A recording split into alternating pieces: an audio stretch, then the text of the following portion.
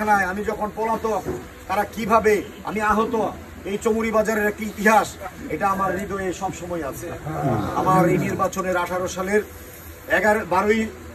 12 তারিখ ডিসেম্বরের সম্ভবত 12 তারিখ সারাদিন এই ইসমানপুর ইউনিয়নে গণসংযোগ করলাম। গণসংযোগ করে বিকেল বেলা আমরা এই চৌমুরি বাজারে সমাপনী একটা পথসভা, প্রথম নির্বাচনের প্রচারের দিন আমরা সেই পথসভাটা শুরুর মুহূর্তে সন্ধ্যার সময় একটা ঘটনা এই সন্ত্রাসীরা ঘটিয়েছিল, আপনাদের সকলের খেয়াল আছে। আহত হয়েছি, আপনারা অনেকেই আহত হয়েছেন, অনেকে ব্যতীত কষ্ট। আমাদের উপর একটা নির্মম অত্যাচার, জুলুম, নির্যাতন এসেছিল। এই এলাকার মানুষ সেটা প্রতিবাদ করেছিল, আমরা অনেক ধৈর্য ধরে সে পরিস্থিতি মোকাবেলা করেছি। আমরা অবশ্যই, সেটা আমার মনে আছে, মাথায় আছে, সময় এবং পরিস্থিতি বলে দেবে। আমরা আজকে বলতে চাই, অনেকে তো ভাবতে পারেন যে আলম ভাই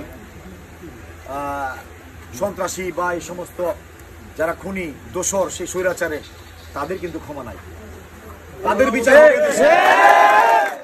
সব আওয়ামী লীগ নিরীহ মানুষ, একটা রাজনৈতিক দলের সব কর্মী কিন্তু দোষী হয় না। সামান্য গুটি কয়েক লোকের জন্য একটা দল আজকে চিন্তা করা যায় না, ইতিহাসের নির্মম করুণ পরিণতির শিকার যে দলটা বাংলাদেশের স্বাধীনতা যুদ্ধে তাদের অবদান আছে, আজকে তাদের কি অবস্থা, কি করুণ পরিণতি। আজকে এই খুনি, এই সন্ত্রাসী, ওই দোসররা আজকে বিতাড়িত দেশ থেকে। অতএব ক্ষমতা এবং এই লালসা, লোভ এবং অহংকার মানুষকে পতনের দিকে নিয়ে যায়। আমাদেরকে এ থেকে শিক্ষা নিতে হবে। আমরা একটা বৃহৎ রাজনৈতিক দল, জনগণ অনেক আশায় আছে, দীর্ঘদিন ভোট দিতে পারে না, সেই ভোট দিলে এই ভোটের মাধ্যমে হয়তো একটা রাজনৈতিক দলকে মানুষ তার দায়িত্ব দিবে দেশ পরিচালনা করার। আমরা সেই দলের সেই দায়িত্ব পালনের দাবিদার। আমাদের সে কর্মটাও সেরকম হতে হবে। মানুষের সাথে আমাদের ভালোবাসা, মানুষের সাথে সম্পর্ক বাড়াতে হবে। আমি সবাইকে অনুরোধ করব, ধৈর্য ধরুন। আমরা অতি উৎসাহী হয়ে কোনো কাজ যাতে না করি, এমন কাজ যে কাজটা মানুষের মনে প্রশ্নের উদ্রেক হবে, যে কাজটা মানুষের মধ্যে বিভ্রান্ত তৈরি হবে, আমাদের সম্বন্ধে ধারণা ভুল হবে। আপনারা নেতাকর্মী যারা আছেন ঐক্যবদ্ধ থাকবেন। খুব দ্রুত সময়ের মধ্যেই ইনশাআল্লাহ বাংলাদেশে নির্বাচন আসবে। সেই নির্বাচনের রোডম্যাপে নির্বাচন শুরু হলে আমরা সবাই মিলে কাঙ্ক্ষিত যে ভোট, সেই ভোটের অধিকার আপনাদের জনগণকে আমরা ফিরিয়ে দিতে পারবো।